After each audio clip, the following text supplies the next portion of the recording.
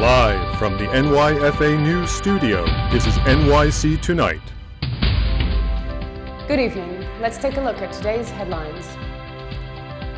Con Edison union negotiations continue as employees face the 20th day of the lockout.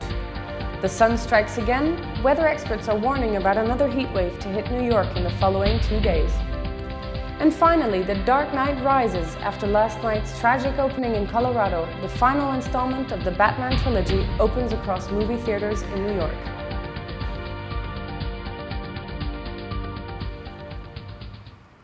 Negotiations between utility provider Con Edison and the Utility Workers Union have failed this morning over the disagreement of the introduction of the 401k pension scheme. As employees face the 20th day of the lockout, the pressure is rising for the company to maintain electricity services to its customers. Pasquale Anselmi reports. Since the early hours of the morning, Con Edison Vice President Maria Torres and President of the union Harry Farrell have come together to resolve the workers' lockout, which began on July 1st. Talks lasted through most of the evening yesterday and will continue today. Both parties still stand far apart from an agreement. One of the major sticking points to the standoff has been the company's insistence on changing benefit pensions to a 401k type of retirement savings account, thereby decreasing the employer's share of contributions toward workers' pensions.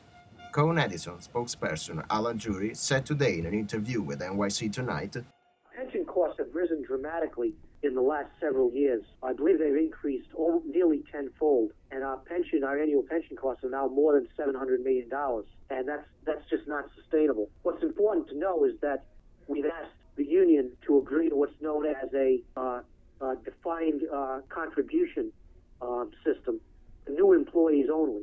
So current members of Local 1-2 would retain their existing pension, which is called a defined benefit pension. What's also important to know is that all workers get both a pension and a 401k, and that's pretty unusual in today's economy.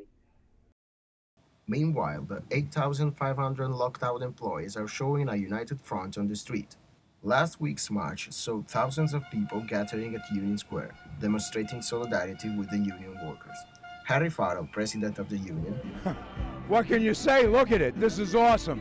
This is something that the city has not seen in many, many years, that all the unions have finally come together in support of one, and that's what we're all about.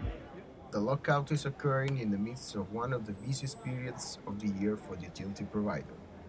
Whilst temperatures are reaching the hundreds in New York, replacement crews made up mostly of Con Edison managers and non-unionized contractors are dealing with higher demands for electricity.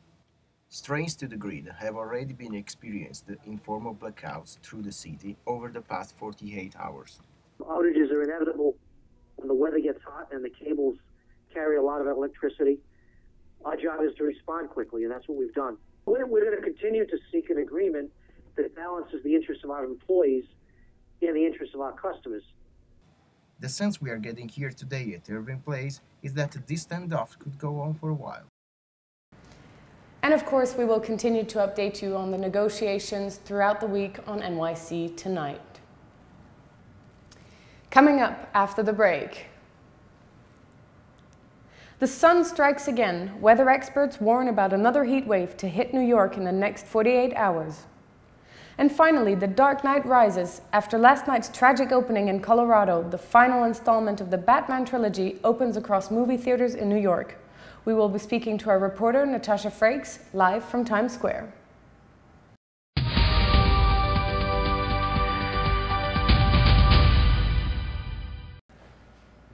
The time is 8:25 p.m. Today marks the nationwide opening of The Dark Knight Rises, the final piece to the Batman trilogy by director Christopher Nolan. In light of last night's shootings in Colorado, the premiere has been already overshadowed, and our reporter Natasha, FRAKES, is live at Times Square. Yes, I'm here live at Times Square. We are with the thousands of people eagerly awaiting to see the third installment of the Batman trilogy. Christopher Nolan's The Dark Knight Rises has been one of the most controversial film openings of the season, with the shootings in Colorado and the cancellations of premieres around the world. The dramatic shooting, which occurred near Denver shortly after midnight, saw 24-year-old James Holmes walk into a crowded movie theater, where he opened fire, killing 12 people and leaving 58 injured. Police have called the shooting a single incident, but NYPD announced in a press conference earlier today that increased security measures around movie theaters in New York would be put in place. The opening of The Dark Knight Rises has already been overshadowed by the shootings in Colorado. And as you can see here in Times Square, the police are making themselves present. In Paris, all promotional events for the Batman premiere were canceled, and the movie's director, Christopher Nolan, has expressed his profound sorrow in a statement published in the early morning. And tell us, how high are expectations towards this final piece to the trilogy? The Dark Knight Rises is looking to be the biggest film of the year. Having already made over $30 million in the box office since its midnight showings, the film has had a more successful opening than this year's forerunner, The Avengers. But will it reach the big leagues with movies such as Harry Potter and the Twilight Saga? We have yet to find out. And that's it from us here at NYC Tonight. We wish you a pleasant evening.